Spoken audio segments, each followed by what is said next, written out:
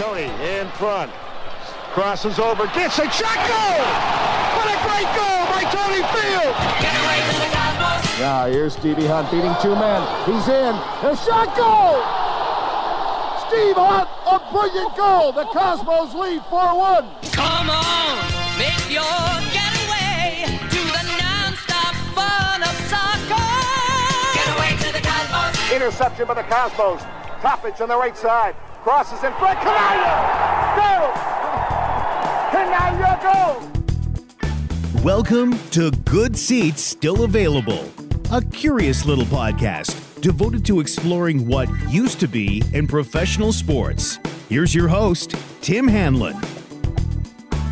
All right, let's get this machinery rolling, shall we? Thank you so much for finding our little podcast amidst the wide and vast array of choices that you have out there in podcast land. You have stumbled across the podcast that we like to call Good Seats Still Available, that curious little podcast that is devoted to what used to be in professional sports. Thank you for finding us. Thank you for listening to us. And if you're a repeat customer, we doubly thank you for coming back. We are going into NASL, North American Soccer League's Championship Soccer once again this week. And we have a tremendous guest who is in the thick of the heyday of the NASL and will regale you with some very interesting stories. And I think a few little nuggets that have never been revealed before. At least it was news to me. And aren't you curious now? Jim Trecker is our guest. And Jim was the public relations guru behind many of the formative and huge, big, gigantic years of the New York Cosmos, arguably. The first real modern-day super team in worldwide soccer, and obviously a huge phenomenon in the late 70s and early 80s, not only in New York, but in this country as well as worldwide on the soccer scene. Jim was there. Jim was handling all the efforts of all those egos involved, whether it was Pele or owner Steve Ross or the Erdogan brothers of Atlantic Records fame and Giorgio Canaglia, the straw that often stirred many a drink for that team. Franz Beckenbauer, Carlos Alberto. I mean, you just name it. A who's who of stars and talent. And Jim Trecker was in the promotional throes of helping that team gain ascendance and credence in the sports landscape in this country. Some amazing stories. But then, of course, Jim went on to bigger things with the league office, the North American Soccer League, which turned to him as the Cosmos basically, were this gigantic cosmic, shall we say, event, and who better to sort of help the league in its growing pains as well. Jim also regales us with some stories about the Washington Diplomats and their ownership by Madison Square Garden at the time in the early 80s. And Jim even starts off our little conversation with some of his earliest days as a member of the AFL becoming NFL, New York Jets. We get to all of that and a whole bunch more. Jim also was the PR director for the very successful, enormously successful 1994 World Cup here in this United States. It's an amazing journey. It's fascinating stuff. The idea of PR and promotion and communications, all that stuff. You're going to learn a lot, as I did with our guest, Jim Trecker. He of the old North American Soccer League, the New York Cosmos and the Washington Diplomats and the league itself. We get to all kinds of fun stuff and stay tuned for that because you're going to enjoy it. And by the way, one of the cool things that Jim is involved with now, and I'll give you a tease for it now, is a reunion of many of the players and referees and administrators and coaches, et cetera, of the North American Soccer League. It is the upcoming 50th anniversary, if you can believe it, of the launch back in 1968, it was, of the North American Soccer League. And the reunion is going to occur in I think it's the third week of October in Frisco, Texas, at the newly rechristened National Soccer Hall of Fame there. There's a whole weekend, not only for the relaunch of the National Soccer Hall of Fame, but also in tandem with that is the 50th anniversary of the NASL. You can go and find out more about this and be hopefully part of it by going to the website that they've got set up for the NASL reunion. It's NASL50th, 50th, NASL50th.com. NASL50th.com. And that is the place to go to find out all about the 50th anniversary reunion of the NASL, the North American Soccer League, in conjunction with the relaunch of the newly relocated National Soccer Hall of Fame in Frisco, Texas, the home, the stadium, as well as the town, the home of the current FC Dallas team in Major League Soccer. We'll repeat that later on in the show, but I have already booked my tickets, at least my hotel room. I look forward to seeing all of the major stars and legacy players and just people involved with this great league, and more to wet your whistle, so to speak, about the NASL with Jim in just a couple of seconds. A quick couple promotional notes first, of course, sportshistorycollectibles.com. Can you think of a better sponsor for this episode? No, you can't. Sportshistorycollectibles.com. You want stuff from soccer years past? You want NASL memorabilia? You know that you can go and bookmark and go often to sportshistorycollectibles.com. You will find stuff from the NASL. You will find stuff that you love and cannot live without at sportshistorycollectibles.com. And once you do, and it's not a question of if, right? It's a question of when. You want to make sure that you use the promo code. Say it with me, nice and loud, Good Seats. Promo code is Good Seats at sportshistorycollectibles.com. That's a 15% discount that you will get by using said promo code Good Seats. And in addition to soccer, right, there's tons of stuff, sports of teams and leagues that don't know are not around anymore for whatever reasons, or in past incarnations of teams that do exist today but are just long gone from their previous ports of call. sportshistorycollectibles.com. Use that promo code Good Seats and get your 15% discount off of all your purchases. And of course, too, we also want to remind you about Audible, our friends in the audiobook world. audibletrial.com/goodseats. That's the place to go to get your free 1-month subscription to the Audible service and a free audiobook download for you to choose from over, what is it now, 180,000 plus. There you go. Titles. It's too many. I can't keep up with them. Neither can you, frankly, but I guarantee by giving it a trial at audibletrial.com/goodseats, you will find something. One book. Can you find one book among 180,000 plus titles? I think you can, and you owe it to yourself to give it a try. As I have said many times before, and I will underline it again, you can cancel at any time. Give it a try. It's no risk. Go to audibletrial.com/goodseats. Get your free audiobook download. Enjoy it. And I defy you not to find a title that you will listen to with ease and enjoy. Thanks for giving that a try. Thanks for listening thus far. And now, thanks for continuing to listen to our very fun conversation with the great Jim Trecker here on The Big Show.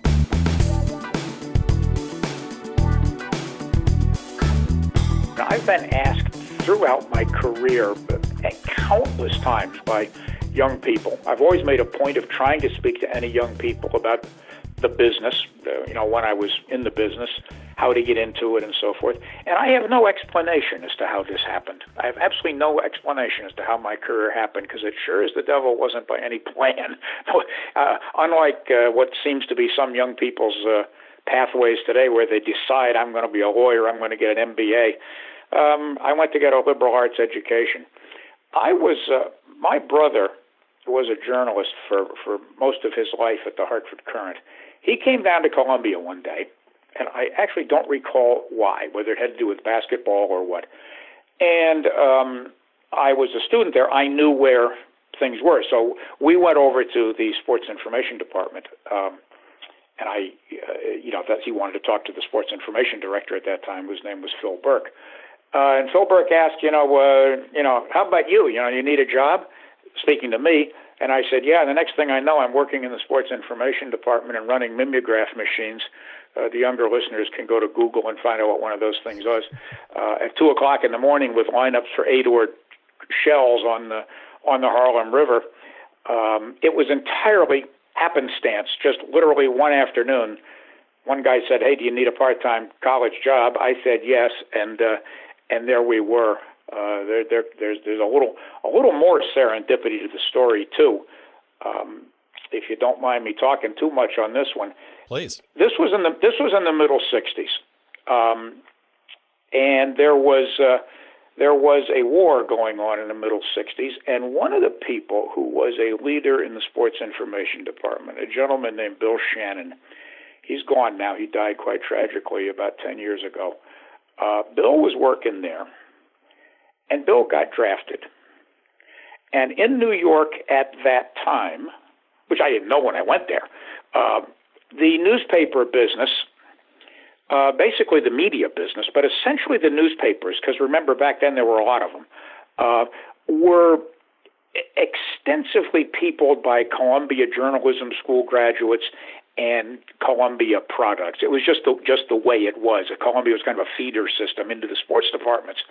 Well, Bill was the stringer for the New York Times. He was the stringer for the Herald Tribune. He was the stringer for the Journal-American. He worked on the table crew at Madison Square Garden. Well, Bill Shannon got drafted. And they turned to me, and Bill said, would you can you do all this stuff? Next thing I know, I'm in the press box at Jets games. I'm on press row at Madison Square Garden for 7 or 8 years. Again, total serendipity. Not a single bit of this was ever planned, but boy, did it give me a front row seat to a lot of great stuff. Yeah, and for those who are paying attention, the brother that Jim is referring to is the legendary Jerry Trecker, who was a longtime sports writer for the Hartford Courant, almost exclusively his career, right, I think? Yes. Mm-hmm. He was a high school teacher and a full-time journalist for, probably from the time he was 16. Wasn't a teacher at 16, but from the time he was 16 until he retired from the Courant, it's got to be 45 years. So you're doing sports information stuff. So you're kind of learning sort of by activity, right? More than anything else, or osmosis. Is it? Oh yeah. I'm assuming it's something I'm assuming it's actually interesting and a bit fun. And I'm just curious as to hear what you're sort of going through, what kind of experiences you're going through, and then perhaps beyond sort of the day-to-day of Ivy League sports management, so to speak, how that trickles out, I guess, perhaps into the bigger world outside those 8 schools in that league. Well, what happened was I had worked at the Hartford Courant in the summertime, and I guess perhaps it's a little overblown, but I would consider myself a sports journalist even at the age of 15, 16. I've never had a problem writing the English language, never had a problem sitting down and pretty quickly banging out a game story and so forth. So we got to the sports information department there, and somebody would say, hey, somebody's got to go up to Baker Field and do the baseball game and send the New York Times 75 words and the Herald Tribune 100 words and so forth. And that was very easy for me to do. Because I, for whatever reason, I had that facility. And little by little, I got to meet all of these people. I got to meet Arthur Daly. I got to meet Jim Roach, the sports editor of the New York Times. I would take these stories downtown and hand them in. It sounds naive, but that's what the era was like. There was no electronic communication. You frequently took things down and you dropped them off, and you got to meet the great writers. They certainly didn't necessarily know who I was, but it was a tremendous entree. I went to work and typed the play-by-play in the press box for Jets games in the 60s in the old AFL. And by that, I got to meet Weeb Eubank. I got to meet Frank Ramos, who was their PR guy for 39 years. And when a job came up there, Frank called me. Again, just complete luck of the draw. And I guess if there's one thing I'd say to anybody, I think it probably still applies even in 2018 as it did in 1964. If you want to get into the industry, do anything, run the mimeograph machine, so to speak, at 2 o'clock in the morning, and meet everybody you possibly can, because that's what happened to me, and it just happened that jobs came. I was a very, very lucky individual, and there's no other reason. I don't think I was better than a lot of other guys on the scene at the time. I just happened, for whatever reason, in the right place when the clock struck. Well, you weren't even in the journalism school at Columbia, right? You were a liberal arts guy. No, liberal arts. No, I didn't. I've never taken a journalism course in my life. So what were sort of the first jobs? I mean, you're mentioning being in the Jets sort of orbit, and you're obviously shuttling copy from the university to the various desks and stuff throughout the city. So what are sort of your first sort of professional entrees? And then how does that maybe shape what you think maybe this career might be, despite you not pursuing it in the first place? Right. I just got to tell you one thing. I mean, it sounds so bizarre to say in 2018, because it doesn't really happen anymore. This idea of stringing and calling in from a university with 50 words on the swimming meet or 50 words on the 8-oared shell regatta. But that's what used to happen, and the newspapers used to cover all of that stuff. And I got paid. The greatest thing of all was when the Journal American would call. Jesse Abramson would call and would say that can you do the fencing this week, the Ivy League fencing? And I'd say yes, and they paid me $7.50. And holy cow, that was a time when I could get a pizza dinner for $2. So I was over the moon on that. It was for me it was just found money. It was unbelievable. After I graduated in '67, I worked full time. I became a full-time employee of the Sports Information Department. At that point, Irving Marsh, a great legendary writer of college sports for the Herald Tribune, had become the Sports Information Director, a temporary and holding pattern until the other guy came back from his military service. And I was working full-time there, and the Jets called and asked if I would be interested in interviewing, because they had grown so quickly and so chaotically a bit with Joe Namath and a Super Bowl team and Don Maynard and this and that, that they needed an assistant. They had only had one PR person.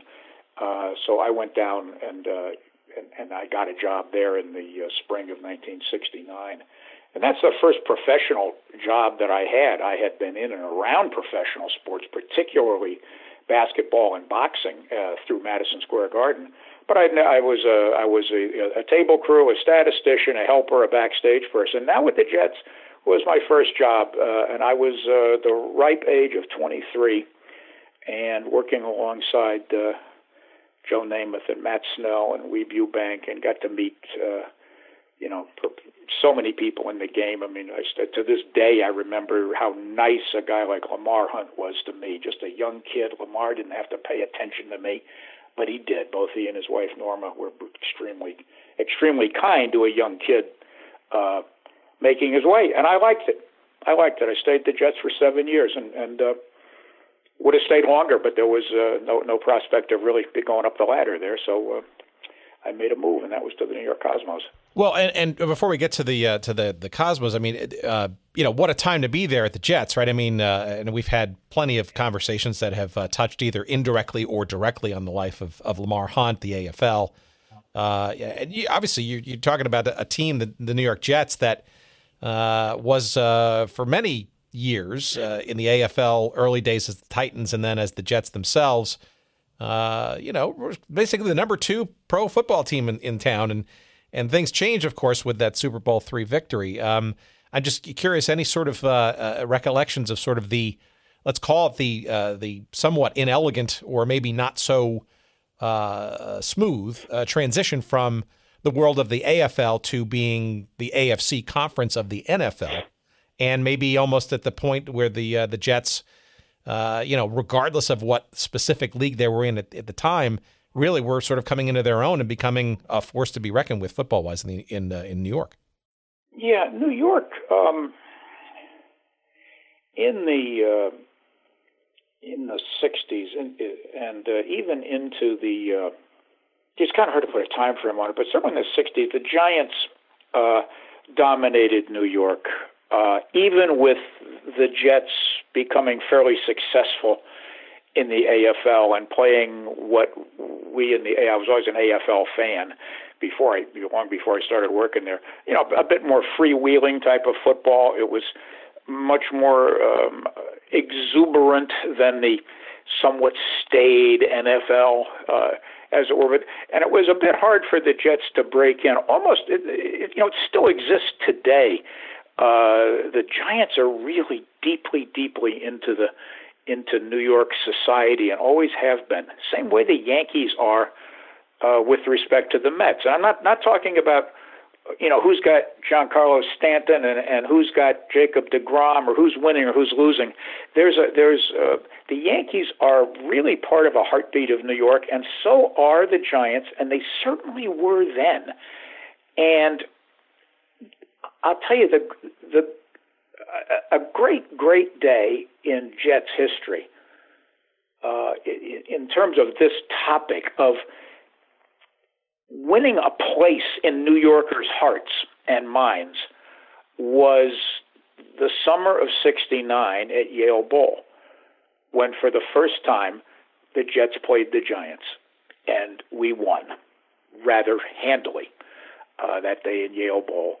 And that was a big psychological. I think you might go so far as to say some people on my side of the divide would say we told you so.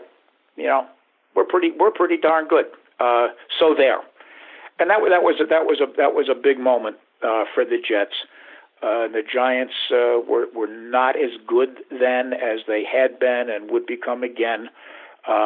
And I think that day in Yale Bowl really did help. But it's tough.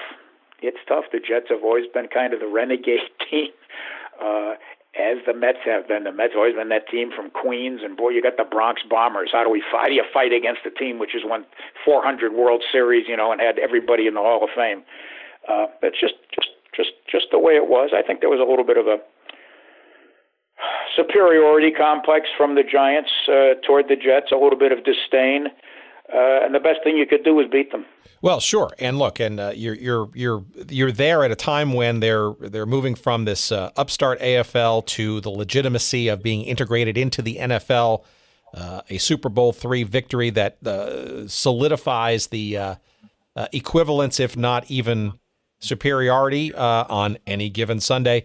Of any team in the league, and what a ride, right? You're in the midst of ostensibly the biggest professional league at the time, and it had to be an interesting perch, not only to learn sort of the trade and the craft of what sports journalism and information is and was, but probably the connections too. No?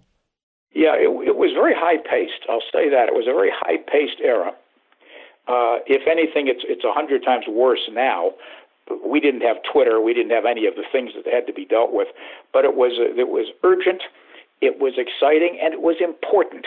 Joe Namath was important. Fran Tarkenton was important. And I had come from the Ivy League, which we thought was important, but was Ivy League sports, let's be honest about it. And now it's very important. People want to know what's going on. There was the Bachelor's 3 thing in 1969. Can you imagine? I mean, this athlete, Joe, was accused of this and that and running a shady establishment there. This stuff was huge front page news, and you had to learn quickly to deal with it, which I guess I did. The other aspect of it, though, and I know this doesn't exist now. I haven't now done true public relations or information work for a while, but there is not the bond any longer between teams and journalists as there was back then. They were part of the family, and they kept things quiet. I'm not going to say whether that was good, bad, or indifferent. That's the way it was, though. They traveled on the plane. They knew everything. In fact, the philosophy, if I can explain it, is we in the public relations business, me at the Cosmos, where I headed the department, me at the Jets, where I was number 2, and Frank was number 1, the philosophy was always, we need to know more than the journalists do so that we don't get ambushed by anything. And that was pretty easy to maintain then, because players weren't tweeting, players weren't on Facebook, players weren't doing what players do now. Players didn't have any posse around them. Players didn't have any agents swarming around them. You walked up to the locker room and you talked to them. It was a naive era, but it was a lot simpler. But everybody was part of the big family. I don't know for sure, but I don't think many teams have their media fly with them on the jet or hold the plane until the PR guy in his rented car, races mad dash down the runway to get to the charter jet with the last 2 or 3 journalists. I don't think that goes on anymore. But it did then, and it gave us the ability to let journalists know what was going on with the team, with the faith that they wouldn't damage anybody. That doesn't happen anymore. Yeah, see, that's interesting, and a quick diverge here, because I think it's important. Right? I think it's also, one, I got to think it's by comparison so much more difficult and harder to sort of keep a lid on, so to speak, news and information, given the sort of fast-paced and social media and all that kind of stuff, right? So the role of being sort of the PR or communications handler or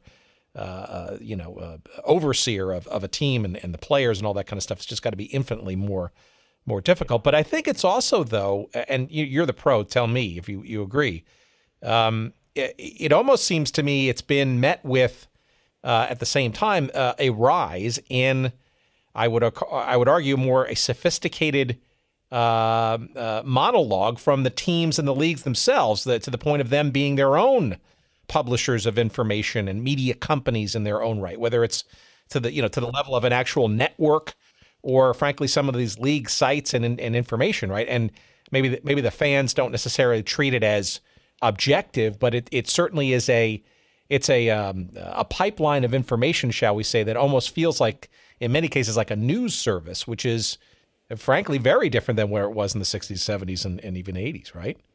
I think that you're absolutely right, and I think to some extent, to a great extent, that is a result of the fact that teams and leagues have put great walls up around themselves. For example, back in my era, which was a long time ago. These kids today, they don't know, right? Yeah, sure. They don't know anything. But back then, and this goes all the way through the 80s. It goes into the beginnings of MLS in the 90s and continues in some places today. But media had tremendous access. You could go into the Jets locker room any day that you wanted to as a journalist with the Jets. And there might be a day where only 2 guys showed up. There might be a day when 15 guys showed up. But you didn't need it. You weren't given a PR handler. You could go in, and they would respect the fact that 11 a.m. the players went on the field. Now, from what I read and hear from people still in the industry, if Wednesday from 1 to 1:30, the X team's locker room will be open to the media. I mean, there's almost no free give and take access anymore. And I think it's contributed to the walls going up on both sides. We will make our own news. We will tell you what we want to tell you by Twitter or our website. And you really won't have a whole lot of opportunity to talk about it. You could talk to Weebu Bank. You could talk to Charlie Winter. You could talk to Tom Landry pretty much any day of the week. Maybe not for 45 minutes, but you could grab them at the side of the practice field. You could grab them in the locker room. That doesn't happen anymore. And I personally think that it's made a lot of distance between fans. It's become very, very unreal. And it's just players have become brands, you see, very highly protected brands. Instead of athletes. It's just a very different era. I don't know. It's neither good nor bad. I mean, I certainly still watch, so I'm not going to complain about it. But it's very different, and I, for one, would probably have a very hard time working in that atmosphere nowadays. After a Jets game, there was no live ESPN. There were no backdrops. There were no curtain walls. There was no private room with speakers and plug-ins and TV cameras. You know what happened? This goes all the way through the 70s. The coach would come out of his office. We would tell him, okay, everybody's, they're all hanging around. Come out and he'd stand, and they would stand around in a circle. I guess nowadays the accepted term is a gaggle. And we would talk for 10 or 15 minutes and answer everybody's questions. Then he'd go back to his office. Very simple, but now it's all very, very stage managed, very stage managed. All right. Well, I want to use that little definition of stage managed because I think it's a nice metaphor or example or a visual image that maybe sets the tone for your segue into this thing called the New York Cosmos. We'll get to what I'm talking about in a couple of minutes. But before we do that, can you give our audience a bit of a sense of where you are with the Jets and how this Cosmos thing came about? Did you even know about professional soccer? Were you even aware of it? And, because obviously in the late 60s, and we've had a bunch of episodes on the various ill-fated starts and stops of professional soccer in this country in the late 60s after the World Cup in '66. But I'm just curious as to how did the conversation get going? How did you know about it? And was soccer even on your radar as a professional place to maybe even go career-wise? Absolutely on my radar, but not necessarily as a place to go career-wise. That I hadn't given any thought to. But I had gone to games at Randall's Island. I'm one of the Americans who saw the English beat us 10-0 at Randall's Island. I think it was in 1964. Whenever Pelé came to town, I bought a ticket and sat in the bleachers, which actually are good seats for soccer at Yankee Stadium. Yeah, I always followed the sport from the time I can remember, maybe 10, 11 years old. My brother had a shortwave radio. I ultimately got one, and you'd listen every Saturday to the BBC, and they would read off all of the scores, and you'd find out if Fulham won, or these magical names like Gillingham and Huddersfield and Manchester United. And I've just followed the sport all my life, but never. When I was entering the job market and so forth, there really wasn't a lot of soccer when I started in Columbia. But then in 1967, there was a league. I now totally forgotten league. Oh, come on now, Jim. There were two leagues. You should know this. There were two leagues. That's right. One of them is completely forgotten. Yeah, well, so you need to go back into our treasure trove of archives and learn about that. But no, there were. This is not a lesson here, but there were three leagues actually that actually all sort of got the excitement of post World Cup excitement in '66, and then I guess cooler heads prevailed, and then only two leagues decided to launch in '67, and that was just a disaster. But it's interesting. As you're in the job market and you're working in with the Jets and all that stuff, I'm surprised or curious to see what your knowledge of what pro soccer was in those fledgling days. It was very high. I was probably one of the handful of Americans who was a buyer of all of the early editions of the Rothman's Football Annual, and when the New York Jets signed a kicker named Bobby Howfield.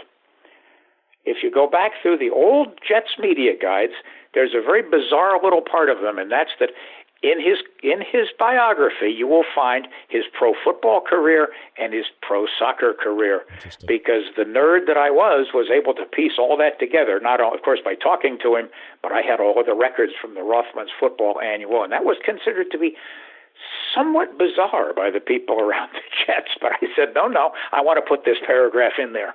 I mean, I was always drawn to the sport. So how did the Cosmos come about for you? Aware of them before, or somebody tapped you on the shoulder and go, "Hey, kid, there's this team called the Cosmos. Ever heard of them?"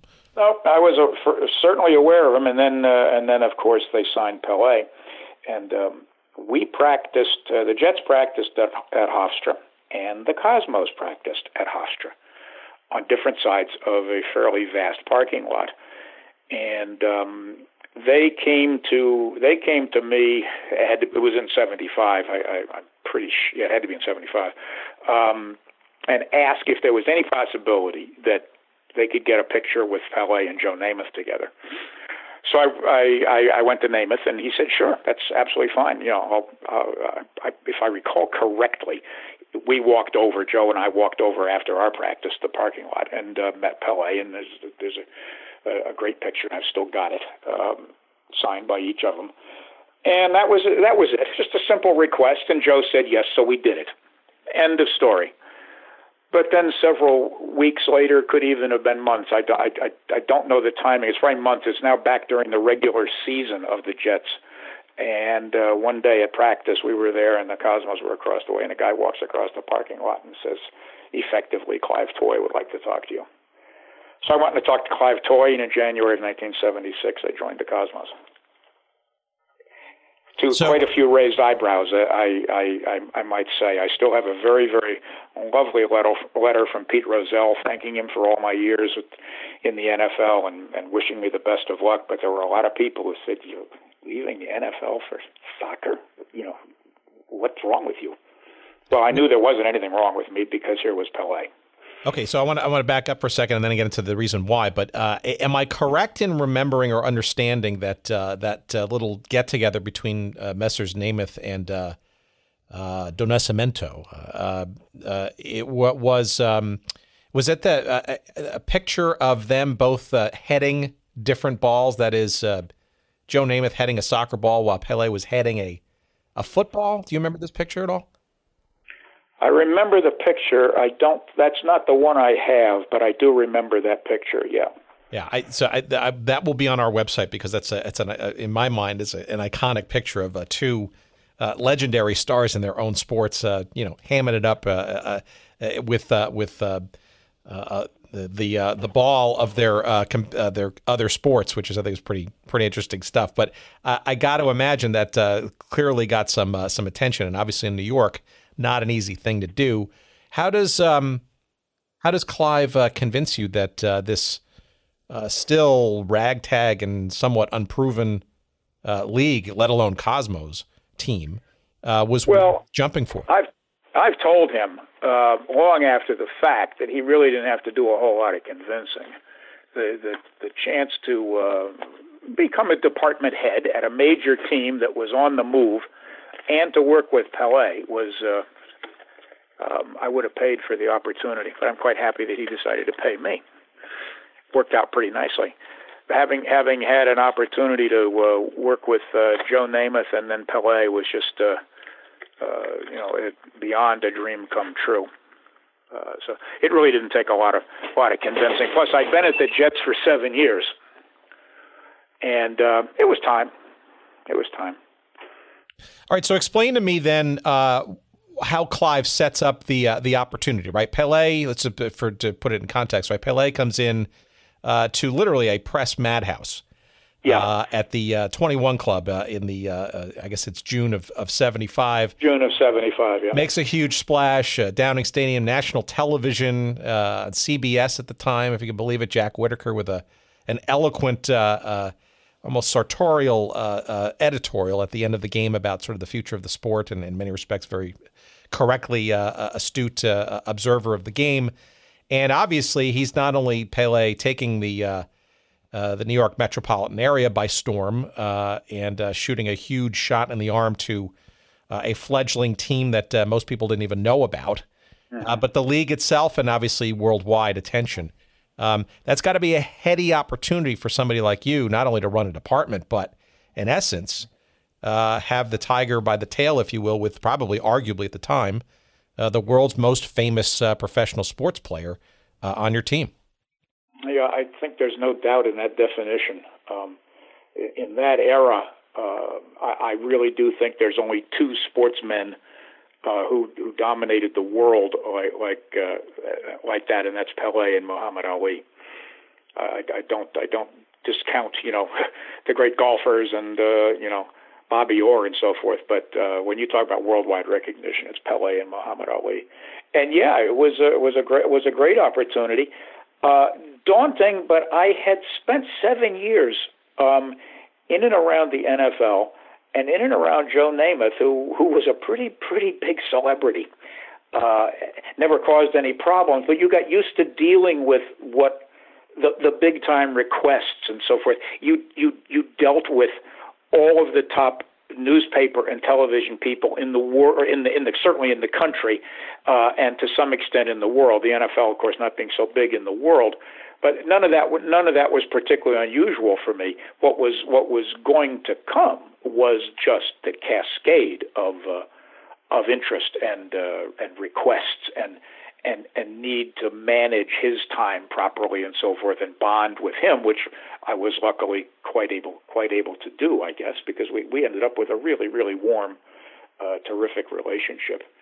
Pele and I would meet once a week, sometimes twice a week, in his office. He had an office in Rockefeller Center within the Cosmos offices, and I would log all of the requests that had come, whether it was from Sesame Street or the New York Times or the Chicago Tribune or the London Daily Mail. Here's everybody who wants to talk to you, and here are the 6 or 7 that I think you should do, and here's why you should do them, because it's Eddie Pope in Miami and it's a new market and so forth, blah, blah, blah.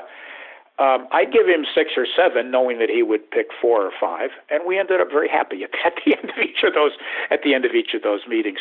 But it took a great deal of organization and a great deal of energy and faith on his part that we at the Cosmos were properly taking good care of him, which we were.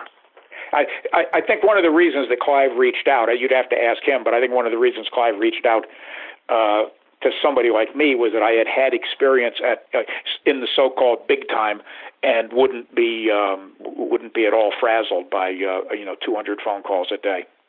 Well, I'm not sure he was completely right on that, but I knew what I was getting into. Yeah, so let's put that in context, right? Because this is a team obviously with Pele's arrival, right? It's it's going from 0 to 100, literally, right? Yeah. In a span of 6 months, right? And here you are 6 months after that fact.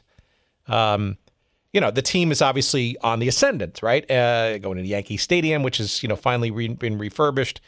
And look, you're also, this is not just about Pele, but this is a team, right? This is Steve Ross. This is the Erdogan brothers. This is Clive Toye. This is, what next? How do you complement Pele with other players of similar or even arguably almost over time, maybe equal or better caliber, right? Give us some sense of what you inherited and what you think you were what you were told that the vision was. I'm curious as to what the vision was at that time, because it seems like it was at least beginning to get in motion, but clearly Pele is only one piece of arguably a bigger puzzle, albeit a large one. Right. And I think that handling the media was something that they were not at all prepared to do at the time. No slur whatsoever on the people who preceded me there. To the contrary, but I mean this was one hell of a player signing, and changed what had been a relatively sleepy several member office into something where suddenly the phones were ringing off the hook to buy tickets. Phones were ringing off the hook from every journalist around the world who wanted to talk to this guy. They wanted to come and see the Cosmos. They wanted to come to the United States. And it needed to be wrestled into shape so that it became organized and efficient, so that everyone we wanted to have it happen that at the end of the day, everybody could say, "I got my job done." And that was the coach, that was Pele, that was his teammates, that was me, that was the journalists. And when all of those pieces began to fall into order, and I'm not going to take any credit, it's everybody working together to do this, and I can tell more about that, you began to get the sense of the Cosmos as a unified force, the Cosmos as a brand, the Cosmos as a thing that you could understand and deal with. Remember,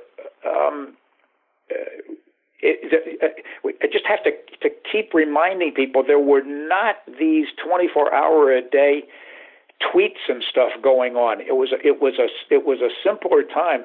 So the element of media and marketing was critically important because it was your window to the world. And once we got all that whipped into line, and that meant negotiating with Gordon Bradley and Eddie Fermani. We need to, can I have a media opportunity at 11 a.m.? No, you're going to practice? Okay, can I have it at 12:15?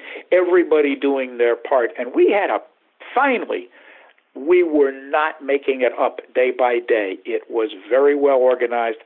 and very carefully planned so that everybody got what they needed on a given day. I think that's the secret to what we did at the Cosmos. So would you say 1976 was kind of that year of that sort of really transition from, 75 ragtag Pele boom, and then kind of, shaping that and corralling that into something that then could be furthered in the years following?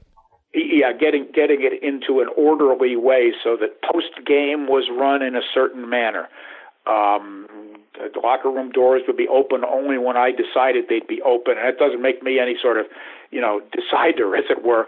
But there was a rhythm to everything. And once everybody got on board with the rhythm, I don't think you'd find a journalist out there who has an unhappy day of memory about dealing with the Cosmos. And I did play a role in that, but I mean, it was because Steve Ross and Ahmet and Clive and Gordon Bradley and everybody bought into it. It was a real heartfelt missionary enterprise to make this thing big and do it well.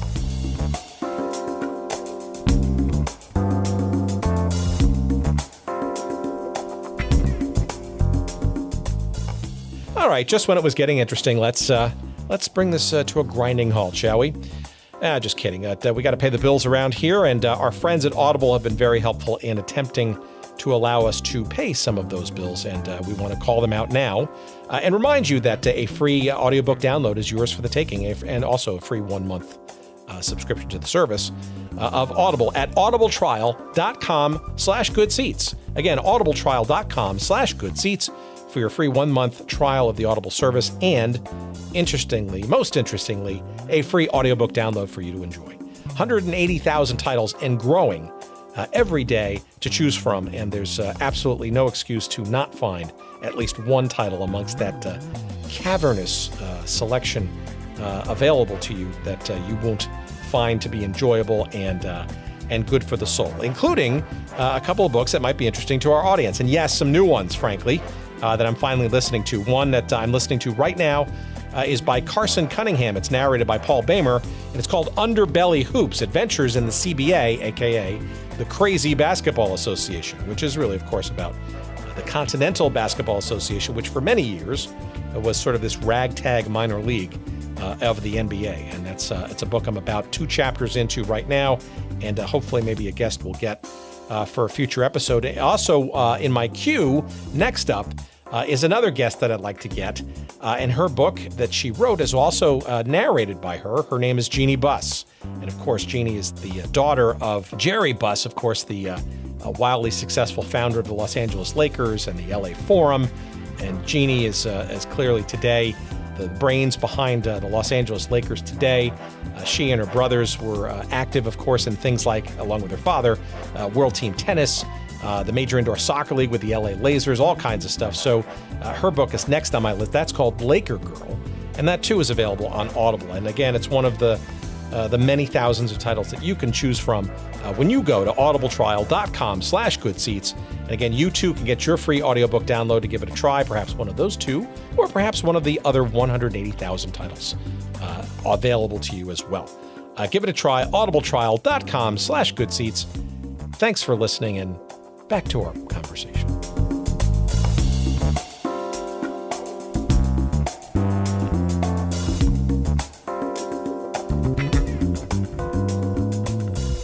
When did you know that this thing was going to be big, and maybe, frankly, even bigger than even you might have imagined? I'm sure in '76, some of the seeds were there, right? But in the years that followed, I mean, it just went to meteoric kind of status. I mean, what was it? Players? What was it? The fans? What was it? The media? What was it?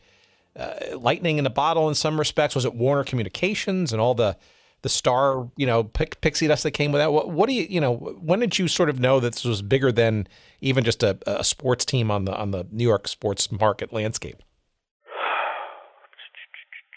Probably early '77. We had preseason games which were highly anticipated. This was in the brand spanking new Giant Stadium after '76 and the Yankees were in '77. Right. At Giant Stadium, which was completely brand new and huge. moved to Giant Stadium. The only people that had ever played there were the Giants, which I think then was 7 games. So we were, we were pretty virgin territory over there. And the stadium was an attraction factor, absolutely. And the Erdogan brothers and Steve Ross and Jay Emmett, Rafael de la Sierra, had a big vision. They had a big vision to become the best team in the world. They were trying to create what we now kind of have at Man City or Chelsea of a year ago or Real Madrid, the greatest team in the world. And when you move to, you've got Pelé. We made the playoffs in '76. Unfortunately, I got bounced out. I think it was in the first round. By the beginning of '77, the rumors were all over the place that we were not done signing big names. And then, Beckenbauer comes, Canalia comes. There was a froth which was created not for marketing purposes, not just for the heck of it by Warner, but because they wanted to have the greatest team in the world. They wanted to have the greatest stars. It was a company of stars. And whether it was lightning in a bottle or just a critical mass, by spring of '77, it was pretty clear that big stuff was happening, big stuff. And we didn't really fully know about the Father's Day in June when we put in 62,000, and we certainly didn't know about the 77 691 in August. But that's in retrospect, and you have to remember we were.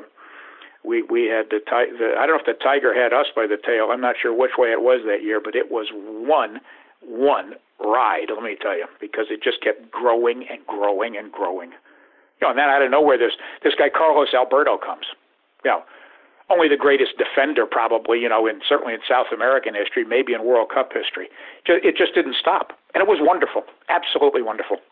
So was this all emanating from Steve Ross? Was this just because it was part of an entertainment, major company at the time, that it was just a natural sort of, I'm just kind of, as a fan, as a kid watching these games, right? I mean, obviously mesmerized by the quality of talent, but it seemed that, price was no object, right? And you can make the argument why that's not going to last right over time, but it just seems almost completely at another level, right? Then sort of just operating a team in a league and hoping for, Oh yeah, crowd. Oh, absolutely. They were never satisfied just operating a team. They were gentlemen who were regularly surrounded by Andy Warhol and Mick Jagger and Roberta Flack and Diana Ross. You look up at the executive box at Giant Stadium, there was always somebody there who was a huge name in the entertainment industry, and that was their mindset, and they wanted to do the same thing with their sports team. We're going to be the biggest, we're going to be the most famous, we're going to be the brassiest, we're going to be the best, and they were. It couldn't have all gone smoothly, though, right? Not only growing pains, but it seems that not only on the field but also off the field, there's just a plethora of egos, and especially as this thing took off, sells out, and becomes a phenomenon, right? A place to be, not just on the sports map, but just in the world of entertainment and culture. I mean, it became quite the thing for a good portion of '77 through '79, arguably '80. How do you handle this from it becoming, completely out of control and off the rails, right? I mean, again, coming from 1976 in the beginning, right, where it's like we need to professionalize this to the point of maybe even being supremely professional can't even keep up with this rocket ship. I think we did. I think we did a pretty good job of keeping up with it, to be perfectly honest with you. Interesting. Had a very good staff, very good people by and large, working exhausting hours all the time to keep up with it. But it did certainly have its challenges.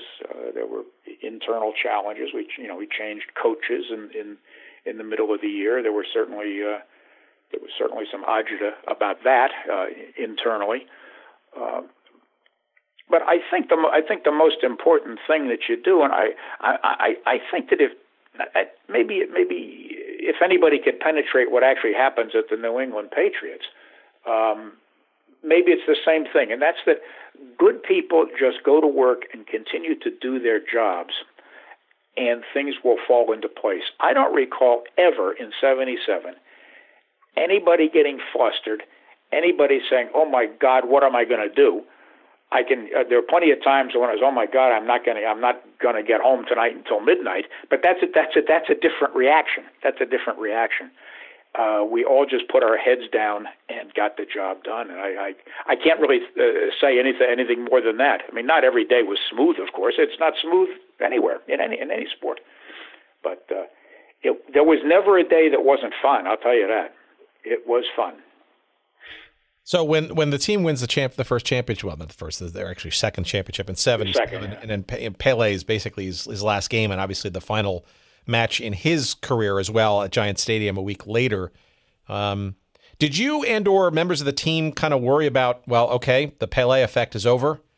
Is this going to last? Does it all go away when he retires? Did that creep into anybody's mind, despite all the other talent that had been assembled to support? Well, I think that it's certainly crept into my mind. It's certainly I can't speak for what may have been thought on the 29th floor of at 75 Rock, but you'd have to be kind of naive not to realize that the greatest name in the game is no longer going to put a uniform, and it's got to have some effect on the overall position of the team in the town. But remember, we had Carlos Alberto, we had Bogicevic, we had Canaglia, who arguably became as big or bigger fan favorite over his time than Pele did. So I don't think anybody was concerned that one of the big legs of the stool has been knocked out. No, I think we were very confident that the sport had grown enormously. Fans had come to see the Cosmos play an attractive, quality game of soccer, and that they would keep coming. And I'm not sure we were wrong on that. I don't think that you can say that Pele's retirement in any way affected the ultimate demise of the NASL, which of course didn't happen for 7 more years. So. Well, no, I mean, we were pretty sure we had a big time franchise there, and it wasn't going anywhere. Yeah, well, I mean, you look at the stats. I mean, actually, the 1978 season, you could make the argument is probably the best season of the entire team's history, right? Because they were just dominant from start to finish. There was so much excitement and quality and attendance records and all that kind of stuff. And that was obviously the year without Pele, the first one. Thereafter. Let me ask you this. So obviously, as being sort of the point person for all kinds of communications and media and press and whatnot for not only the NASL's most famous and dominant team, but arguably one of America's dominant named sports franchises and arguably soccer's worldwide. What was your sense about what was going on in the rest of the league? Around that time, because it's clearly the Cosmos were the main attraction, right? There's no doubt that every time the Cosmos were coming into town, with or without Pele, it was the event. But in some cases, in many of the, 23 at that time, other teams in the league, it was almost maybe the event of their entire season. Did you notice an inequity, an inequality, or a jealousy, or what actions were being thought about or undertaken to either counter or throw shade, shall we say, towards the big and sometimes bad Cosmos? Yes. I mean, before we get there, I'm sorry, I vividly remember, reading something in the New York Daily News one Sunday about how good and dominant the Cosmos were. And I remember, I don't know who wrote the 2 articles, but it was a point counterpoint. I don't know if you remember this. I don't remember, no. It was, should the Cosmos be broken up?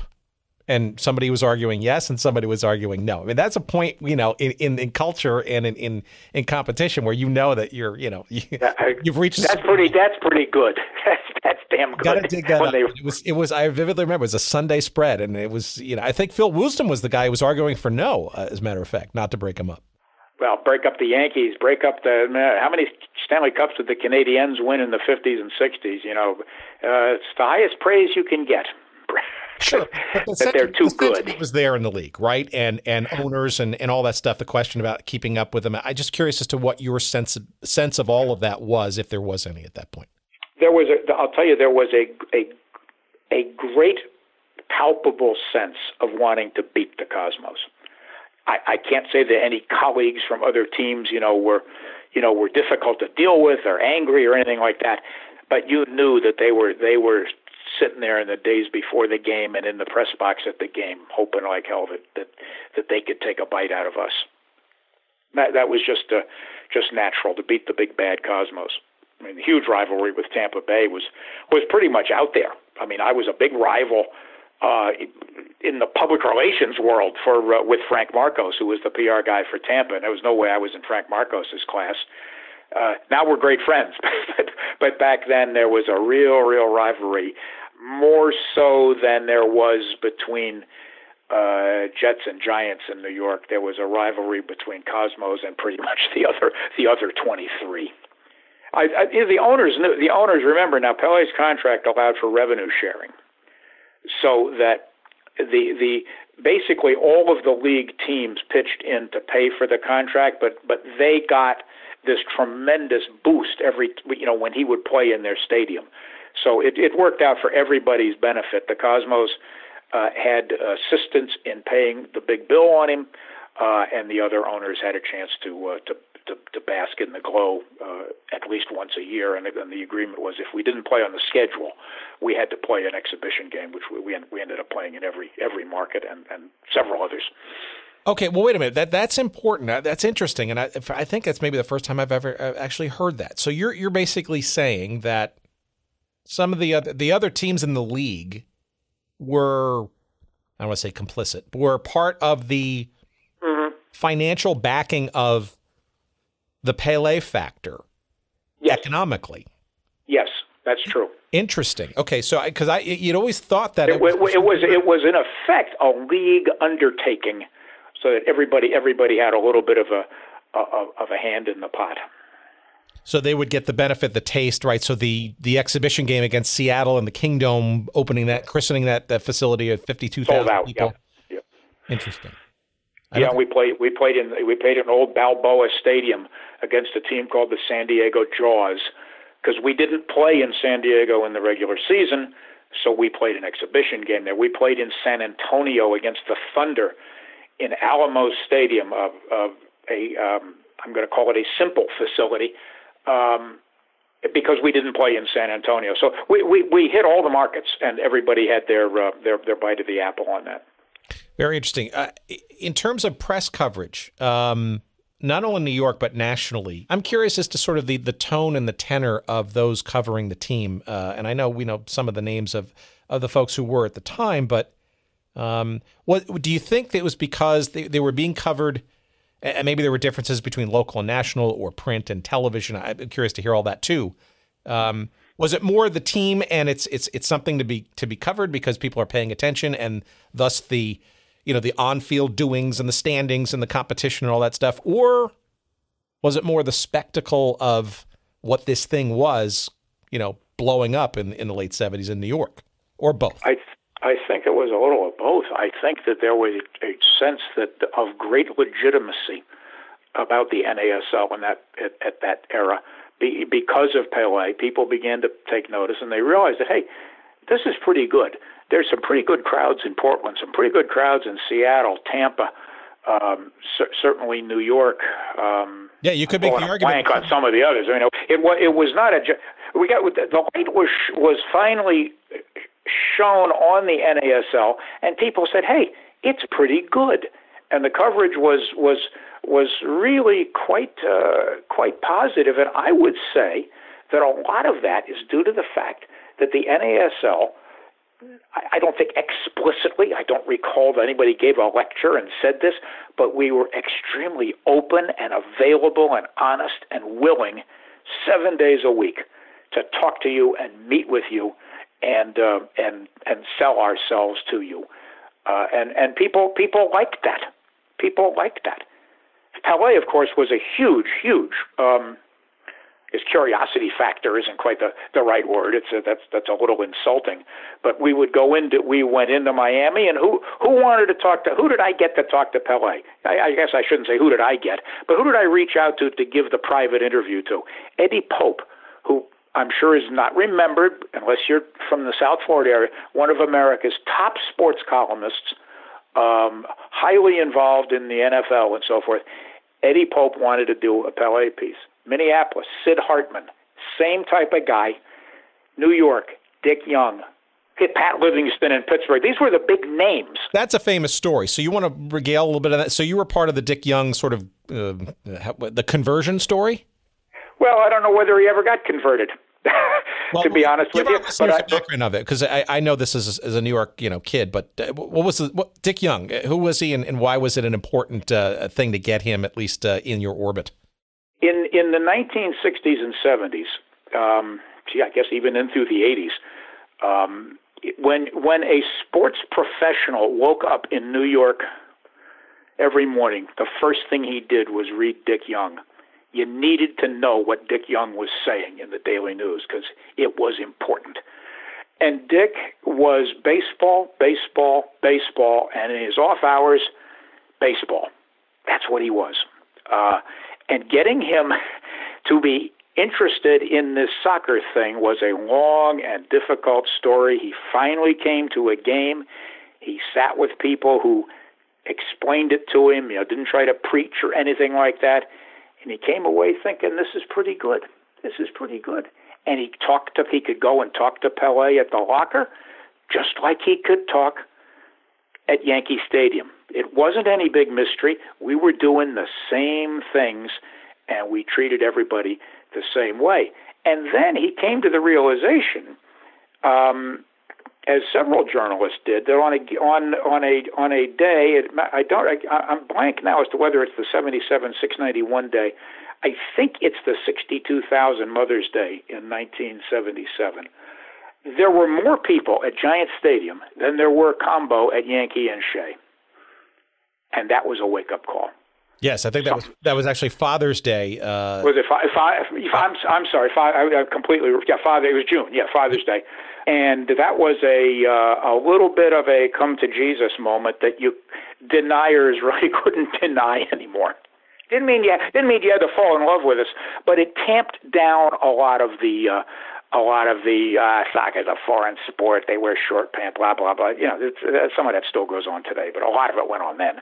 Yeah, I think there was even a Bill Gallo cartoon that weekend with Bertha talking about the crowd and I think she says, if I'm not mistaken, and again, I've got to find this visual, her friend or her colleague who was with her said, what are we doing here at Giant Stadium? He says, well, you said to go where the crowd was going. Yep. And that was a reference to the fact that there were two baseball games in town, I think, that same weekend that were... Yeah, most unusually that both teams were home. But that's interesting, though, right? Because I said conversion before, but the idea, frankly, that it's pretty clear, right, that part of your job, your world, and your success, right, at the time with that team, right, was penetrating, I guess, sort of the classic definition of what pro sports was in this country, and bringing soccer at least to some level, maybe even occasionally above the same level as these major entrenched history-rich sports, at least in this country. And that's saying something, especially in the world's most, or the United States at least, most competitive sports market. I mean, the biggest thing that I brought to it, it's certainly, don't think I was any greater than any other PR guy of the era in New York, but I had through my NFL years, I had gotten to know, to some extent, nearly all of these people, whether it was Blackie Sherrod in Dallas, and these are old-time names now, but these were the opinion makers back then, and I just happened to, kind of have them in my mental Rolodex from the years at the Jets, and was able to parlay it, and hey, you know something? You can become a good PR guy if you've got a good client. And I was lucky because I had Pele. Well, not only Pele, but also a star-studded array of quality players. A stream. It kept coming and coming. Right. It was. I want to say it was an obsession, but it was a desire to maintain, to become and maintain and stay as prominent and dominant a team as you could be for as long as. For sure. Yeah, absolutely. Yeah. It became a challenge, as it did in my years at the Jets, and then later on in other things I've done. I couldn't have everybody talk to Pelé. You kind of had to sell some of the other guys because there's a little bit of a locker room free zone, shall I say, if nobody else is getting the interview requests and everybody's over in one corner. So you want to make sure, hey, you ought to talk to Beckenbauer. He speaks fluent English. Oh, he does? I didn't know. I thought he was German. He speaks fluent English, and so forth. You try to spread it around a little bit so that Werner Roth feels that he's as much a part of the team as is Pelé and as is Keith Eddy and Tony Field and Terry Garbett and so forth. And I think by and large we had a pretty happy locker room because everybody realized who number 10 was. There was no question about that. But everybody from the guys who booked the public appearances to me to Clive tried to make sure that everybody was a member of the team. I mean, it's easy to get an interview. If I call up somebody and say, "Hey, do you want to talk to Pelé for 30 minutes?" I haven't found anybody yet who turned that one down. It's not quite as easy to get somebody to talk to the others, but that we did, and we again continued to present ourselves as a major league team, not as a barnstorming traveling circus, because we were anything but. So as the late 70s went on and the team established its dominance and broke records left and right, and just the phenomenon was just sort of in full bore, I'm curious, did your role change, or did you find that what was essentially a free hand to kind of corral this ascendant thing in 76 and 77, now well on its way, and arguably through a lot of your efforts to make it so? Success has many mothers, right? I'm sure a lot of people, both big and small and in between, felt or feel that they were part of that success, or maybe an outsized contributor or contributors to that success. Does your role change in any way, shape, or form? Does it get harder? Does it get easier? Do people meddle? Is it getting a little ego-driven? Is it, this is clearly something that's a bigger phenomenon that most mortals, and again, you have to understand the time, could handle at this time. Was there any of that, or do you think you were, was it all running smoothly as you think it could have? I think it was running pretty smoothly. I would say that by the end of 77, early 78, there might have been a little bit of an ego, we can do no wrong sort of philosophy. We are the cosmos and you're not type of thing. I left the Cosmos in 78 to go manage the public relations effort for the NASL, because they too at that time were having a hell of a time corralling what was happening to the league. And I'd say that I tried to instill the same sort of organizational and operational things for the league as a whole as I had done for the Cosmos. And I don't know whether I was successful or not. It's too hard to tell, because the league was pretty much big time at that point. We were big. We had national television. Games were the attendance was pretty good, and the media coverage was astounding. Remember, the league only started in 1968, and by here's one for you. In 1976 and 77, the New York Cosmos had more journalists travel with them to road games than did the Jets, the Giants, the Yankees, or the Mets. It's a soft little statistics, which is kind of only for the nerds to realize, but that's big time. We attracted more media coverage and expenditure, shall I say, than the other so-called big-time teams did in New York. So we had broken through.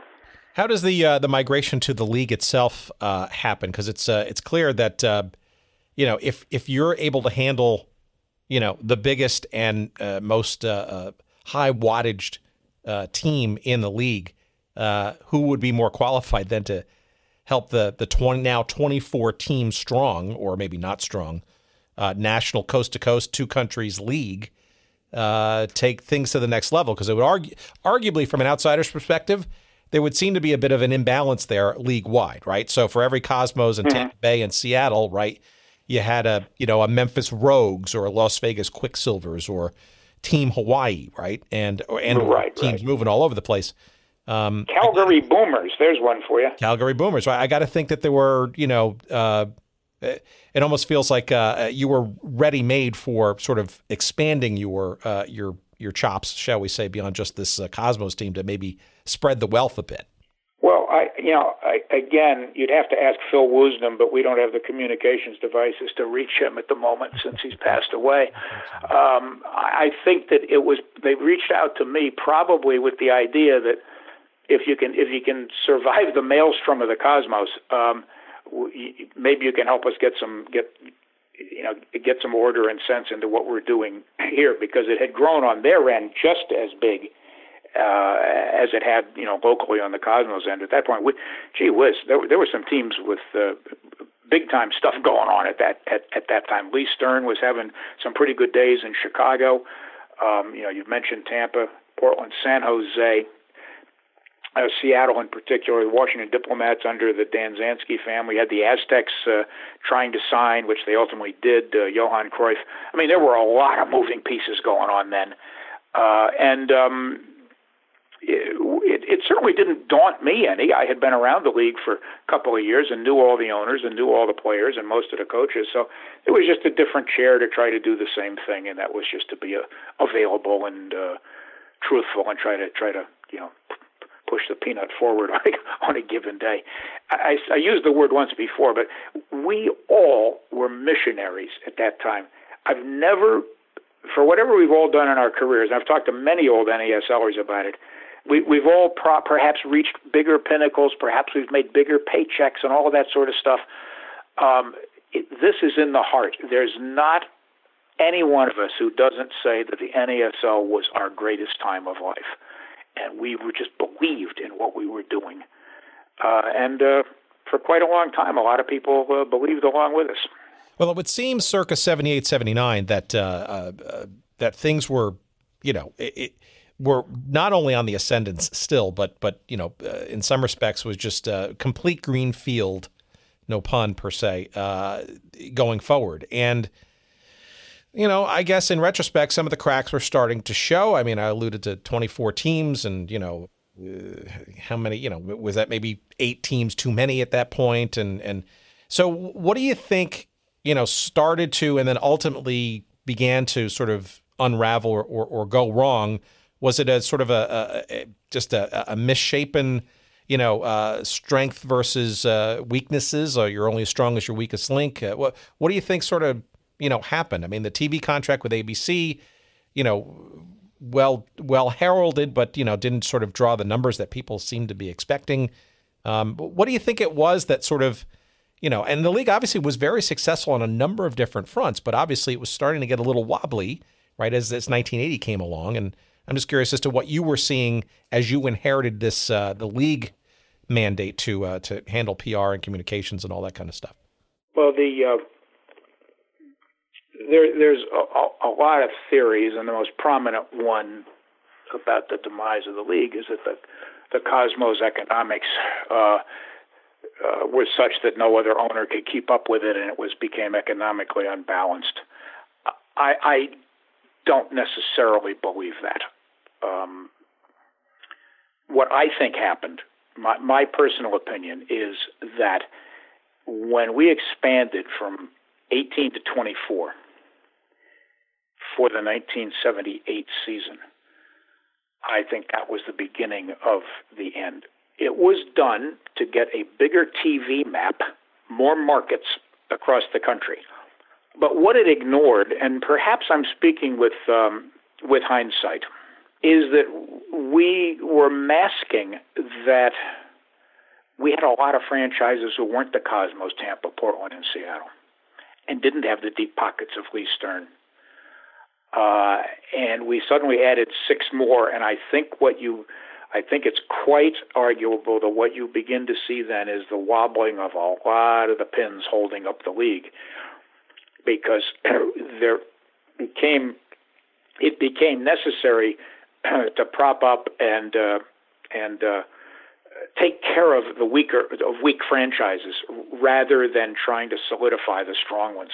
Well, see, that's interesting. Yeah, I was going to say that's also interesting because you mentioned sort of the sort of collective approach to Pele's contract, right? And we've also talked about this theme with a lot of other folks in a lot of other different circumstances about sort of this tension business-wise between the franchise model and the sort of centrally controlled model. Now, I don't want to cast any aspersions or any parallels to MLS. That's for another podcast, another conversation. But there is something to be said economically, just in general, about sort of this, centralized sort of approach. And it would almost seem that if in what you described earlier about sort of the Pele situation for the league, might have there also have been some other, shall we say, communal efforts to prop up these weakest links as the league, one for all for one, or was that franchise thing, as you're alluding to, going from 16 to 24, was that kind of just a doubling down on franchising? It was too late to do that. Doubling down on franchising to expand the marketing map and open up more markets. That's what it was done for. And don't forget, at risk of being cynical, and I have no evidence of this other than that I've been around a long time, you got a franchise fee from new owners that came in, and if you could send a small check out to the 18 existing owners, that helped them meet payroll for a couple more weeks. And so that is always an attractive reason to add new franchises. Mm-hmm. But I don't think that I think the NASL, Phil, nobody's ever been more driven and more obsessed with making a success out of something than Phil Woosnam was with the NASL. And I say that in admiration, not as a criticism. Without Phil, there isn't any league. He could be difficult. He could be somewhat tunnel vision.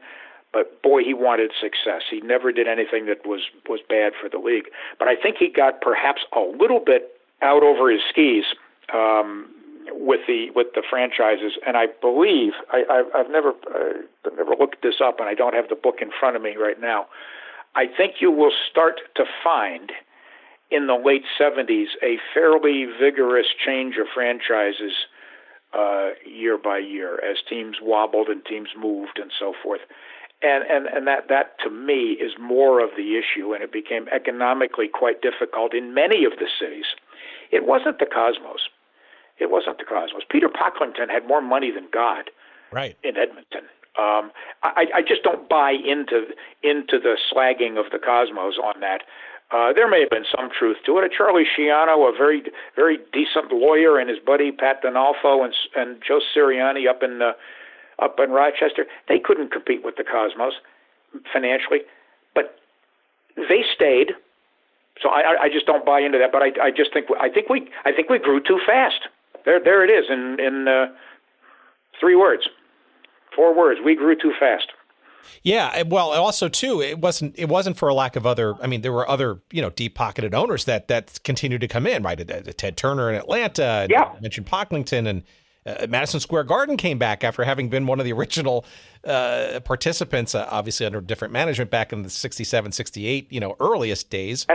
It was my first soccer job in the United Soccer Association. It was with the Skyliners, owned by the Garden in 1967. Well, there you go. So Montreal with Labatt, I guess was Labatt's, right? I mean, the Manique. But it seemed to be almost like, deep-pocketed money sort of maybe coming in a little too late or maybe somehow not sort of seeing maybe the sort of the deeper roots that might have been, I guess, assumed for a 24-team, two-country league. I think you've hit it probably on the head there.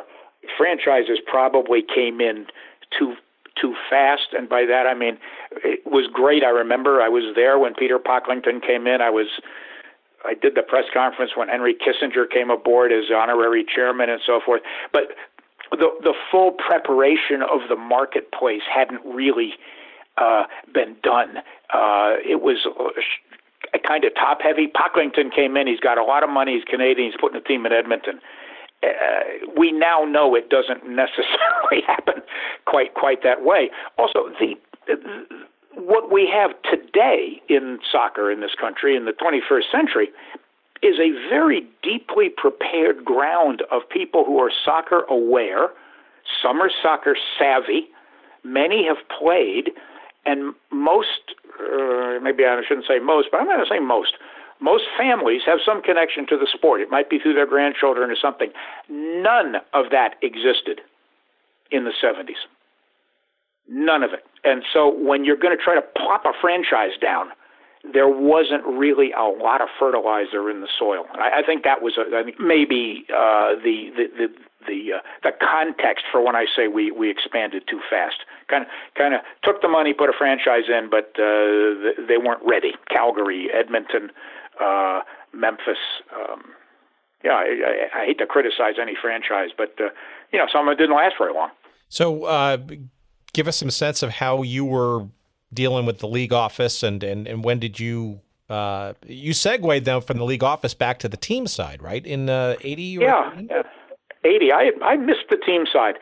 I had spent my entire career with teams, whether it was a Columbia or the Jets. I'd worked for 7 years at Madison Square Garden at all the basketball games, and I was around the Knicks when they won their championships in a wonderful era when you could just walk into the locker room and say hello to Bill Bradley and Willis Reed and so forth.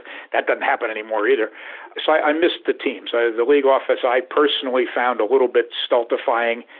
It was a little more admin without a lot of pizzazz. That's what league offices are. So I had the opportunity to go down to the Diplomats in a relatively similar situation. They were going to sign Johan Cruyff.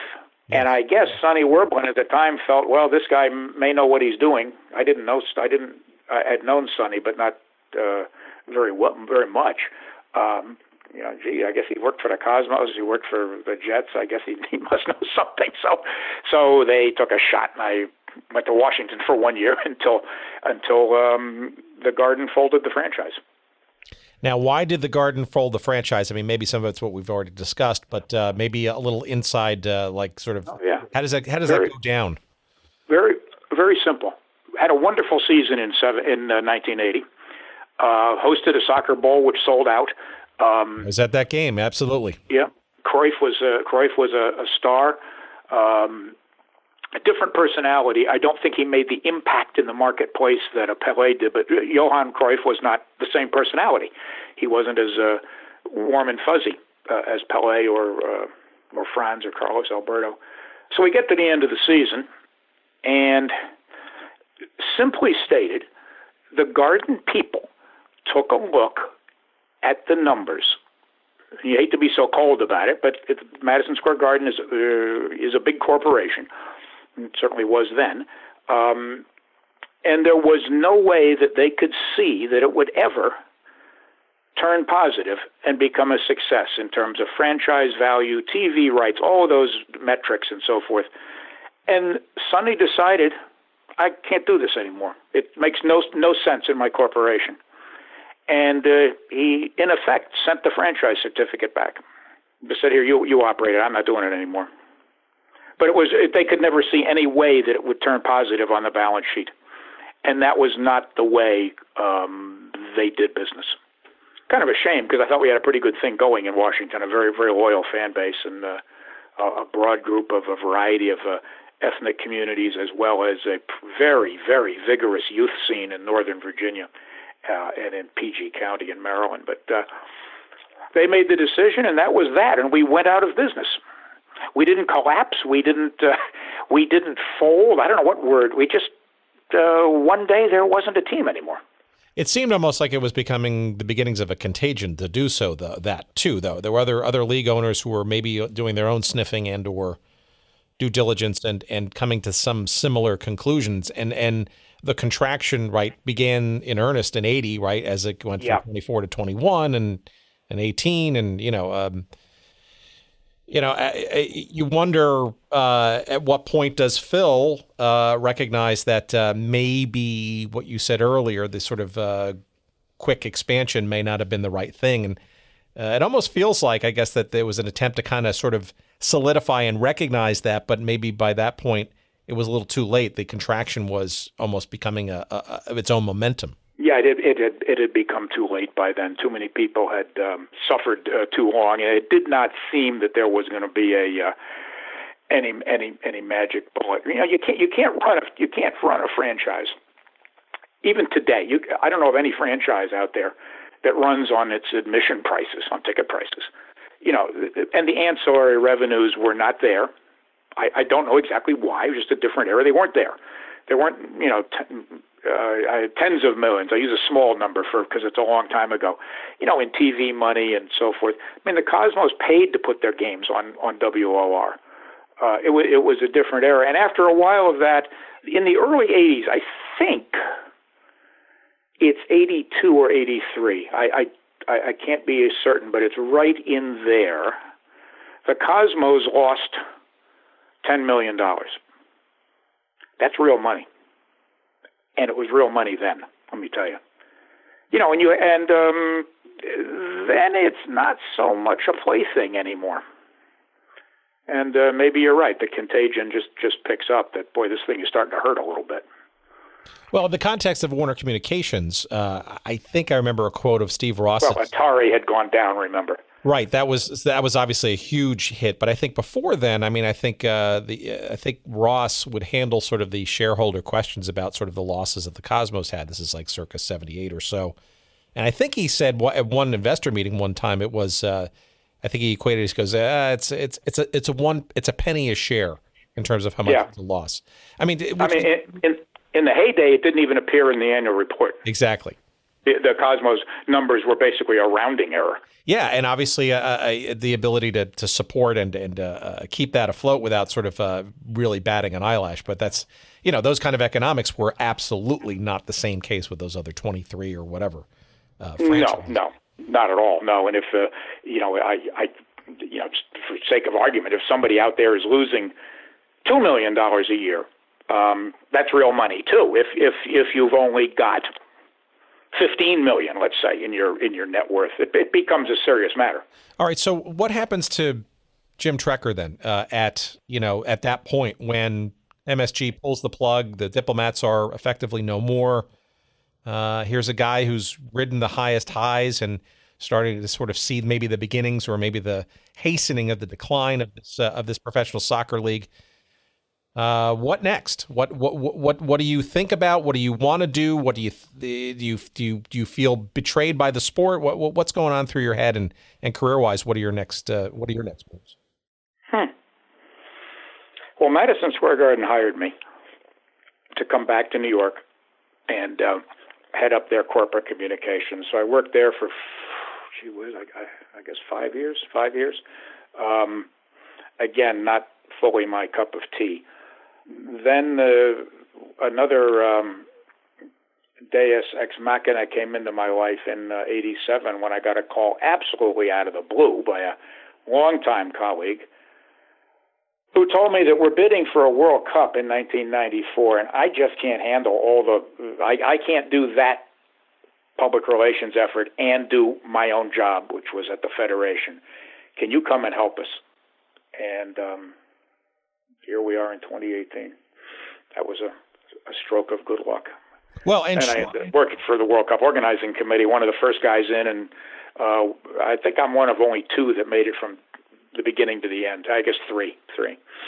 Well, and the irony of all ironies, right? Without that bid successful and the actual running of the tournament and its enormous, still unmatched financial success, we have no current Major League Soccer league, which was a condition of the whole thing. Now, we don't necessarily have to talk about MLS. I mean, I've got my own issues with it. I think there's lots of positives. There's also a bunch of gnawing questions and or negatives longer term. And and all those things. I mean, the real estate play, then soccer-specific stadiums, and we're approaching the same number of teams that the NASL started to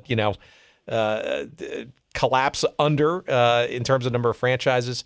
But look, that's saying something, Jim, right? Because you're part of the fledgling growth of the professional version of this sport in this country.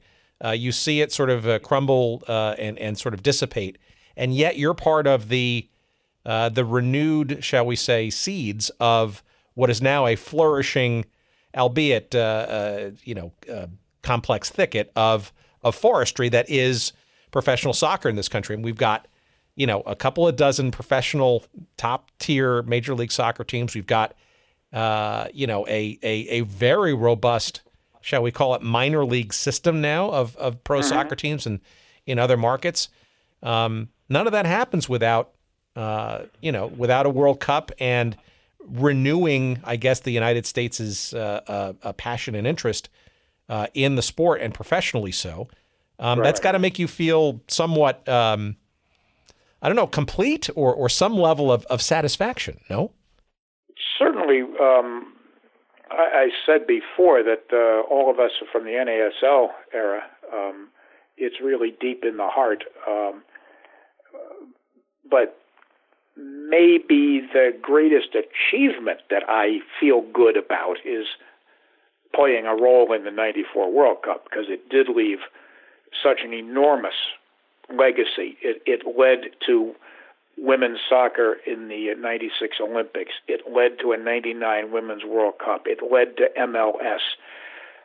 It has led to the academy system and all of this stuff. It's all can be traced back to 1994. And I suppose if we want to, play the trite easy card, it's all because of Paul Caligiuri's goal. But there was a lot of work for those 6 years prepping for the World Cup, and throughout it we prepped to have a legacy. Remember, the slogan was to have stage the best, greatest World Cup ever, and to leave a legacy for soccer. And I just can't think of anything that could have fulfilled it more than what we had, than what we were able to do in a country which, I'm speaking now without the benefit of hindsight, I'm speaking with a clear memory, a country that didn't fully embrace it in 1988 when we were awarded the World Cup, or 1989 when Caligiuri scored, or 1990 when we went to Italy and lost in 3 straight games. The question I was asked repeatedly, hundreds of times, by Americans, many of them journalists, oh, the World Cup, yeah, tell me about it. Where is the game going to be played? And then you had to say, back then, 52 games, 30 days, a maximum of 12 cities.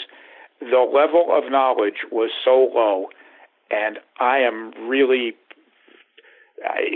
I'm so proud of having worked with everybody there, because boy, did we help change a lot of minds that this was a great sport. You come out and watch it, and by God, you're going to love it. And they did. A nation of Bill Youngs, if you will. But all right. So one last sort of question, and then I want to let you promote what you're up to, because I think our listeners are going to be very interested in what you're stirring about now. But there's probably no better person to sort of ask this question. What do you think the state of the sport of soccer is in this country right now? And especially given here we are, literally on the edge of a seemingly now competitive race against Morocco to host the thing again, coming up in a few years, the World Cup.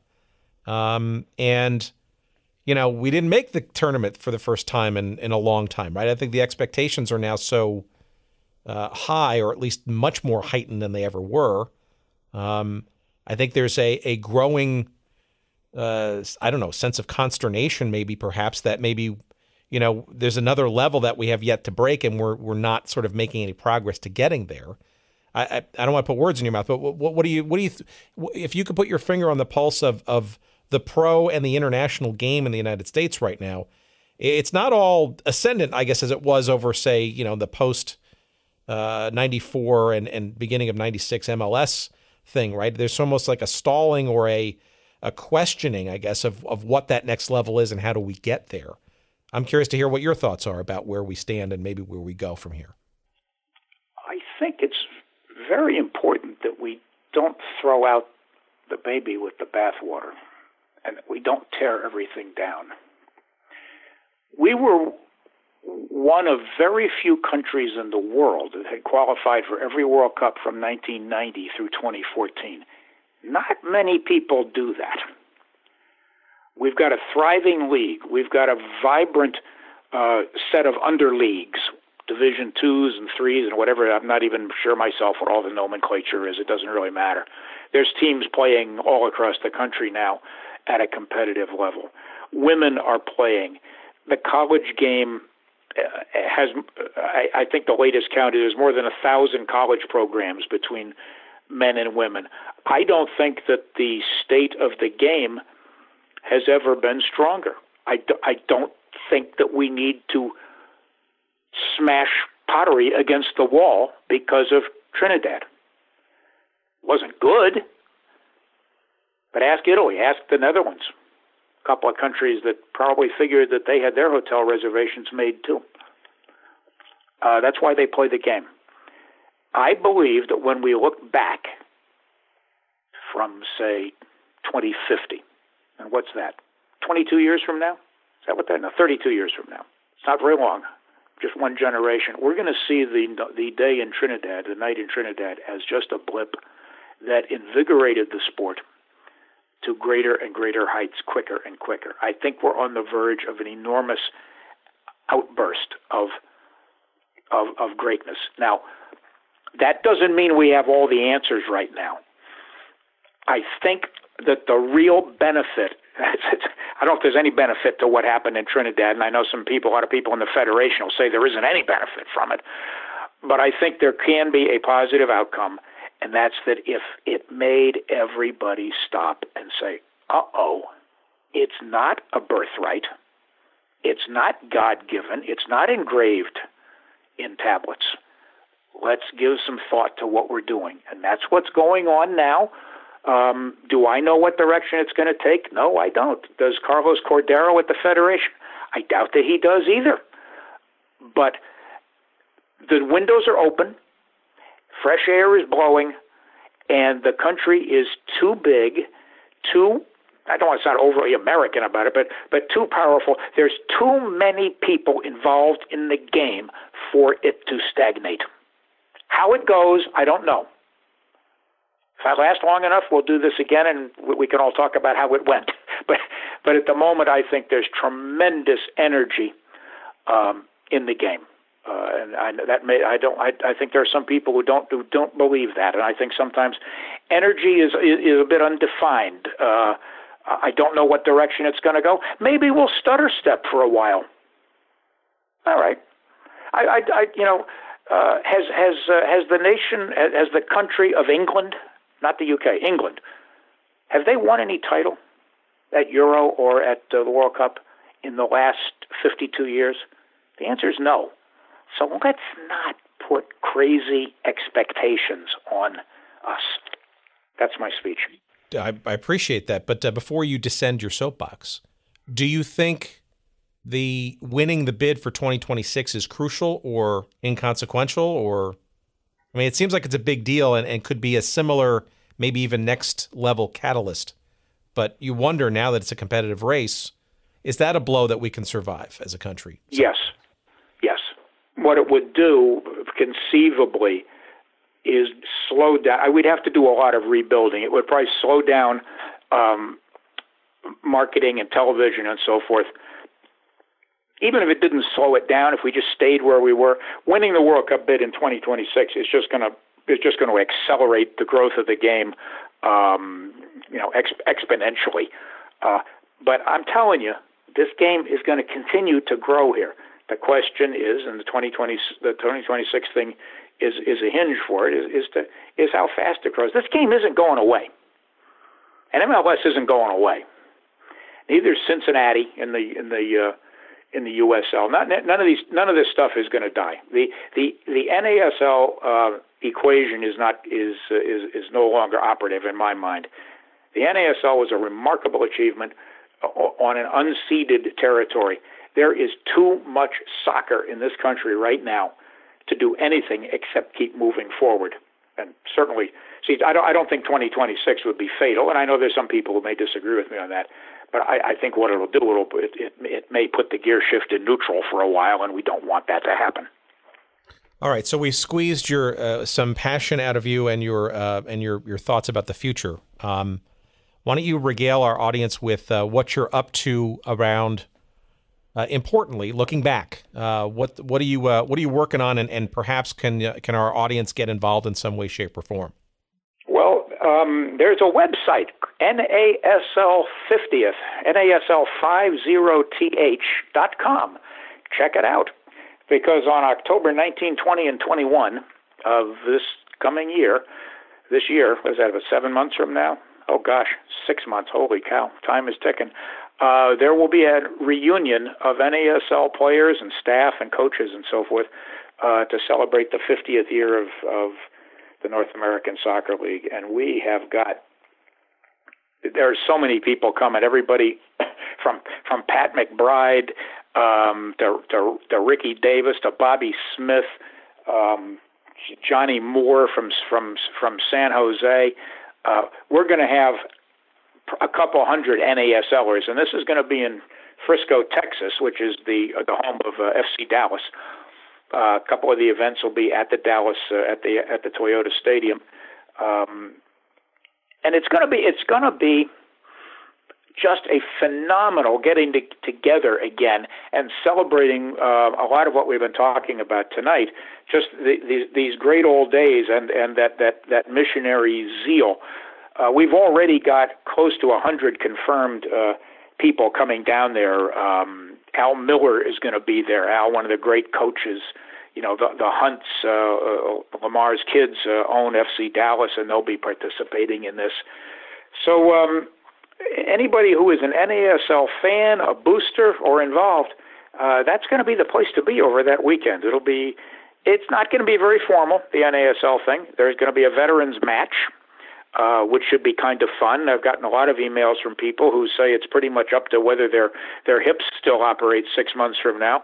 But a lot of guys want to play, and I think we're going to have some fun times. George Siega, one of the real early Cosmos, is coming back he's already got his plane tickets. He's coming back from Brazil, where he now lives, because he doesn't want to miss it for anything. A lot of guys are coming out of the St. Louis area, which of course is relatively close to Dallas. And we're going to have a weekend of swapping stories and signing autographs and just having a grand old time. Everybody who's anybody from the old NASL is going to be there. Unfortunately, a lot of people are no longer with us. And the 50th year, Bobby Moffett is the real. I guess Clive had the idea. Bobby Moffat's had the energy, and I've pitched in where I can. 50 years, wow. We better do it, because we're all getting along in the tooth, and we don't want to forget. Well, that's awesome. I already have my hotel room booked. As you know, Bobby's been a guest on our show, and you used the word missionary, and he used that word a lot in our conversation. And I think he feels that he and a lot of the Tornado players at the time were certainly that. And I think it's a great thing. And frankly, I would love to get a few folks to interview as a part of that, or be helpful in the programming of that. But again, that's the NASL50th 50th.com, and that's the locus for all of it. And I suspect that you and Bobby and others will be certainly happy to have some support and/or potentially some pitch in from some of the folks in our listening audience. And I think it's this is a league that continues to resonate. I mean, look, even some of the names of the teams that exist in Major League Soccer and USL today, their names and the heritage, actually, which I think is actually also important too, right? People talk about the sport in this country, relatively new, or it's really not, right? But there is history there. And there's an enormous history, which we could do an entire show just on the history and never mention the NASL. that people don't know about. Absolutely, but I commend you for circling the calendar to do this, and I look forward to being part of it, at least attending. Oh, it's going to be fabulous. You know, at the Hall of Fame induction ceremonies up in Oneonta, year after year, there was always a retreat for Hall of Famers themselves, and it was called the Liars Club because everybody get together, you know, and swap tales, which of course get bigger and bigger through the years. Well, I think that we're going to have the biggest NASL Liars Club you've ever seen down there, and it's going to be absolutely incredible, just wonderful to remember all of the crazy antics, the marketing silliness, the day that a helicopter landed in the middle of Balboa Stadium and out climbed a man in an ape suit with the game ball. We did a lot of crazy things to get attention, but as you say, it still resonates 50 years later.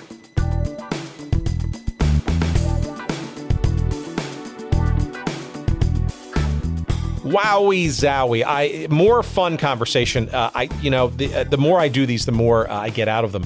I hope you found this as informative and enjoyable as I did. Jim Trecker has been in the trenches in the worlds of professional soccer, both on the global stage as well as the fledgling days and the amazing stories of the North American Soccer League. And again, we want to remind you that 50th reunion of the NASL is approaching. It comes in late October.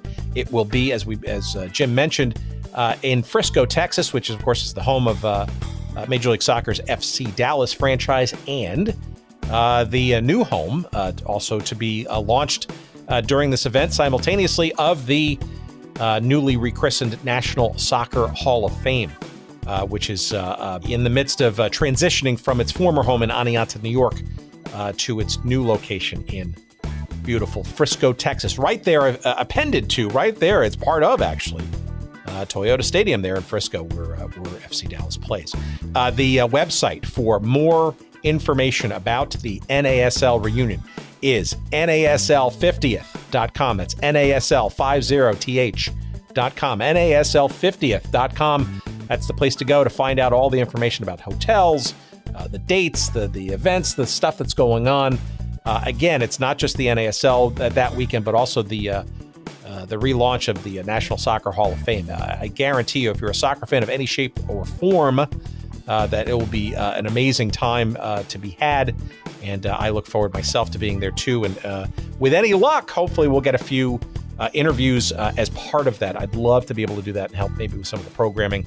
And we know that many of you listeners out there will probably join us in being there as well. So we look forward to maybe meeting some of you too. That would be awesome. Let's see. So we want to thank our friends at Podfly Productions, as always. In particular, yes, you know him, you love him, you can't live without him. At least I can't at this point, and his name is Jerry Payne. Jerry is the chief cook and bottle washer for me and this episode of this show. Generally, he's the one that puts all the pieces together, makes it sound nice and smooth, and I can't do this show without him and Podfly Productions. Podfly.net, that's the place to go. And the place to go for more information about our little show, please bookmark it, visit early, visit often. That's goodseatsstillavailable.com. Goodseatsstillavailable.com. Make sure you go, make sure you check it out. You'll find all of our social feeds there, our email address, and all that kind of stuff. Socially, you can find us on Twitter at goodseatsstill. Make sure you find us on Instagram at goodseatsstillavailable. You will find a Facebook page devoted to us as well. Like I said, the website's the place where you can send us an email. All that kind of good stuff. And please, please, please, if you do nothing else, make sure that wherever you listen, especially if it's on Apple Podcasts / iTunes, whatever name they're coming up with this month for their podcast stuff at Apple, make sure that you rate and review us. And especially if it's a kind and positive and 5-star one, we love those. But more importantly, and again, wherever you can rate and review, it doesn't have to be on Apple. It's really helpful. It's extremely helpful because that means other people like you who enjoy this kind of programming and this kind of stuff, these kind of topics that we delve into, will be able to find and discover the show that much more easily. So please, by all means, rate and review us. We appreciate that. In lieu of any financial contributions that you're making to the show, whether by frequenting our sponsors or whatever, that's an easy thing that you can do for no cost, and it's good for the soul, and it's certainly good for us. We appreciate that. All right, I'm done. Thank you so much for listening. We can't do this show without you. We love and appreciate your support. And who knows what we'll be talking about next week, but it'll be fun. I guarantee it. Thanks very much for listening, everybody. Good night. Or whatever it is, morning, afternoon. See ya. We'll see you next week. Bye-bye.